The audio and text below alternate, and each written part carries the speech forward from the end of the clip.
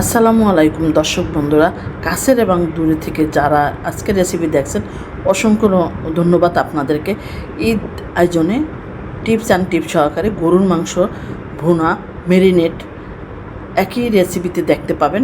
অবশ্যই যে বন্ধুরা এখনও গরুর মাংস রান্না করতে পারেন না বা যারা পারেন অবশ্যই একটু হলেও আমার রেসিপিটা দেখে নেন। মূল রেসিপিতে চলে গেলাম। এখানে আমার প্রায় 5 কেজির মতন গরুর মাংস আছে। সেই বেশি গরুর মাংস রান্না করতে হলে কীভাবে রান্না করতে হবে এই রান্নাটা আমি আমার বাবার কাছ থেকে শিখেছি। সেই স্মৃতি রেখে মাংসটা ম্যারিনেট করে নেব। প্রথমেই আমি পেঁয়াজ আদা রসুন বাটা দিয়ে দিলাম। মাংসর পরিমাণ বুঝে অবশ্যই দিতে হবে। আমি ভিডিওর শেষের দিকে বলে দেব কতটুকু মাংস হলে কত কেজি মরিচ, হলুদ, ধনিয়া, জিরা কতটুকু লাগে। এখানে মরিচের পাউডার, হলুদের পাউডার, ধনিয়ার পাউডার, জিরার পাউডার, স্বাদ মতন লবণ, আর এখানে একটু গরম মশলা একসাথে করে ব্লেন্ড করে দিছি এই ম্যারিনেটটার ভিতরে। এখন তৈল পরিমাণ মতন দিয়ে দিলাম। দিয়ে 2 ধরনের তৈলই কিন্তু ব্যবহার করছি, সরিষার তৈল আর সাদা তৈল দিয়ে ভালো করে ম্যারিনেট করে রাখবো। ম্যারিনেটের সময় আমার বাবা বলতো যে যখন ম্যারিনেট করবা মনে হয় 70% 80% মাখাতি রান্না হয়ে যাইব। আমি যখন ছোটো ছিলাম তখন বাবা কিন্তু একটা গরুর কুরবানি দিলে উনি 4 ডাক মাংস, ওনার 3 ডাক 4 ডাক মাংস সোজা লাইনে রেখে কিন্তু এই ম্যারিনেটটা করতো। আমরা ছোটোবেলায় বুঝতাম না, কিন্তু এখন বুঝি যে সেই রান্নাটা দেখাটা আমার জন্য খুব ছিল, কাজে লাগছে।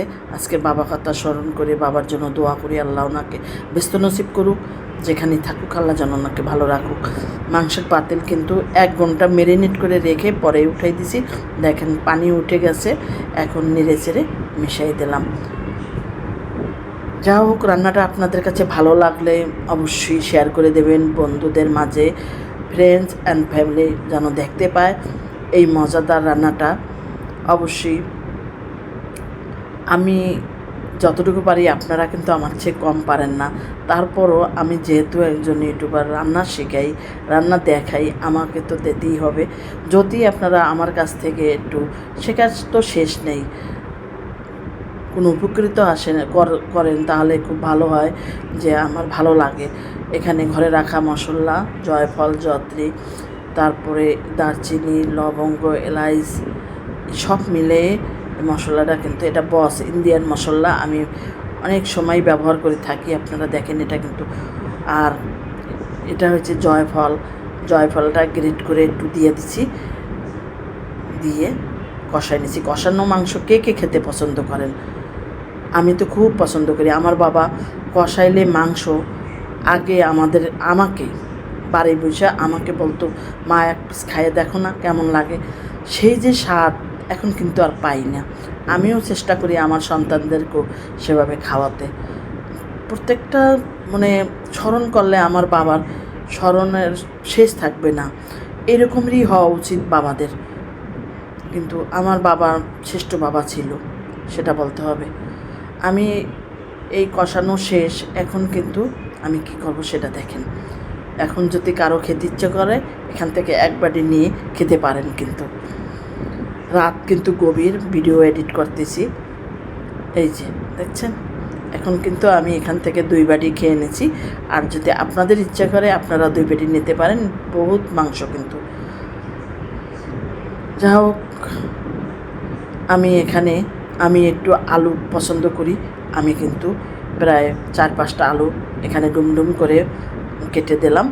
এই আলুটা বেশি সেদ্ধ যেন না হয় সেভাবে দেখে রাখতে হবে, যেহেতু মনে করেন আমার 80% মাংস কিন্তু রান্না শেষ। এখন কষাবো আমি, আর একটু সেদ্ধ হবে, অল্প জল দিয়ে দেব। কেমন লাগলো আমার এই রান্নাটা অবশ্যই কমেন্টস করতে কিন্তু ভুলবেন না। এখন গরম পানি দিয়ে দিলাম পরিমাণ মতন, দিয়ে এখানে ঠান্ডা পানি অবশ্যই দেওয়া যাবে না। আমার বাবাকে দেখতাম যে গরম পানি তেজপাতা দিয়ে গরম করে দিত। এখানে গরম মশলা আর তেজপাতা কিন্তু শেষের দিকে ব্যবহার করলাম। আগে যে মশলাটা ব্যবহার করছি ওই মশলাটার ফ্লেভার কিন্তু রান্নার সাথে সাথেই কিন্তু চলে যায়, ঘ্রাণটা কিন্তু স্বাদ থাকে। তারপরও এটা কিন্তু আমার মা সব সময় করতো, 2 ভাগে এভাবে করে মশলা দিত। সেই জন্য এদের রান্নার যে একটা স্বাদ সেটা কিন্তু পাওয়া যায় না এখন আর।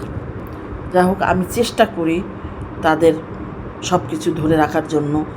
আমার মাকে দেখতাম যে কুরবানির যে মশলাটা বানাতো শেষের দিকে দিত, পুরো 2-4 বাড়ি ছড়াই যেত। এটা জিরা, ধনিয়া আর গোলমরিচ অবশ্যই দেবেন। রান্নাটা শেষ হয়ে গেল, কমেন্টস করতে ভুলবেন না। ধন্যবাদ।